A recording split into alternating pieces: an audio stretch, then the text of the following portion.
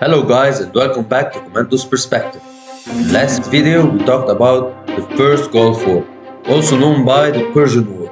This week we're going to be talking about the second Gulf War, also known the Iraq War.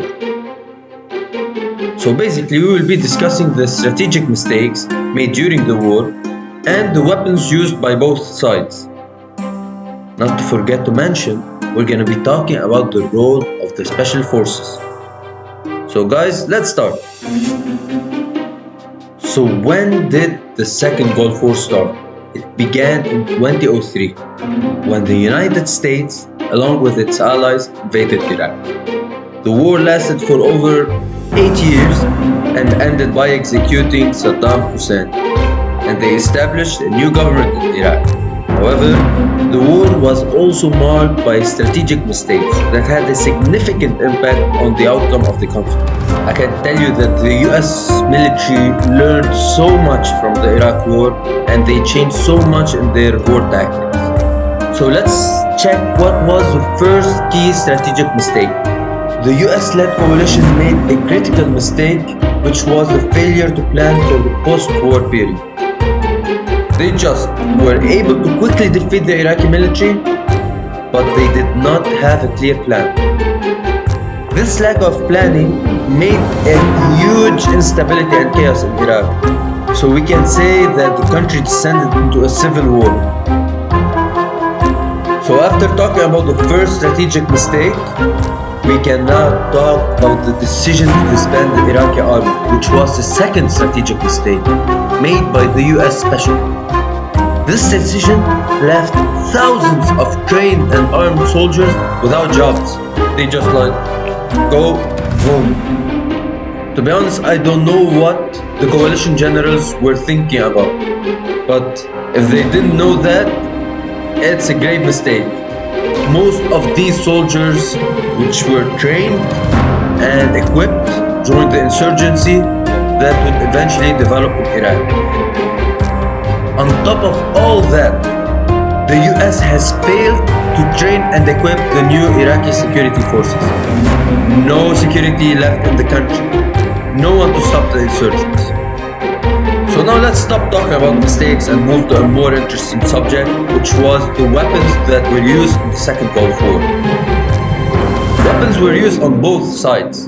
The US and its allies used a range of conventional weapons, missiles, bombs, artillery. They also tried to integrate advanced technology that were still in progress, like drones and precise guided weapons. One of the most controversial weapons used by the US was depleted uranium ammunition.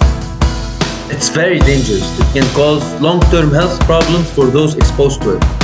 But no one talked about it on the news or on any TVs.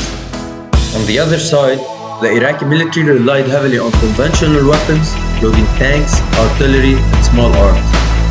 They also used some kind of explosive that made the coalition forces' life a living hell. These weapons were called IEDs, improvised explosive devices. Not to forget the suicide bombers that targeted the coalition forces as well. These weapons were highly effective and resulted in a high number of casualties among coalition forces. Now, concerning the use of chemical weapons, it was a major concern in the second Gulf War, as Saddam Hussein has used them before in the past. However, no chemical weapons were found in Iraq during or after the war. It was later on revealed that the intelligence made an honest mistake that cost the US thousands of soldiers' lives and millions in Iraqi lives. The war led to a rise in sectarian violence in Iraq, as well as the emergence of extremist groups such as Al-Qaeda and many others. This invasion also had a lot of repercussions on the US relations with many countries in the region.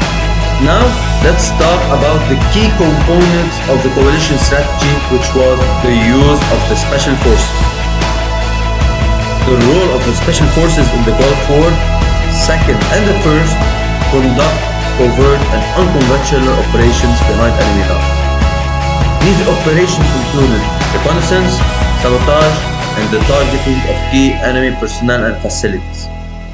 Now, which countries had the most important involvement with their special forces in this war? United States, United Kingdom, and Australia.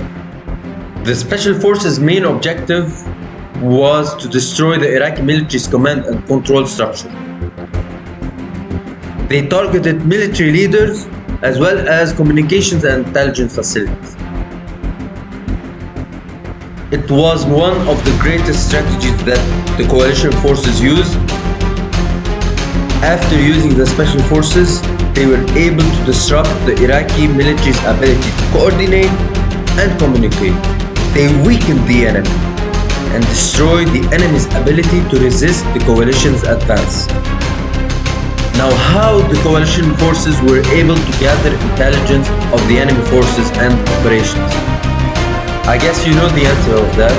The special forces were responsible to gather all the intelligence, all the information about the strengths, movements, and tactics of the enemy.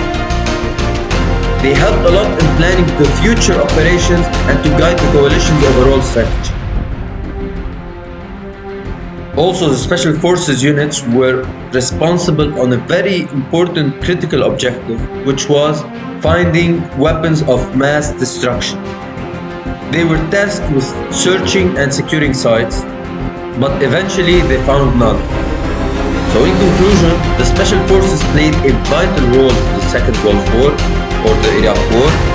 Their ability to conduct covert and unconventional operations was critical to the success of the coalition's overall strategy.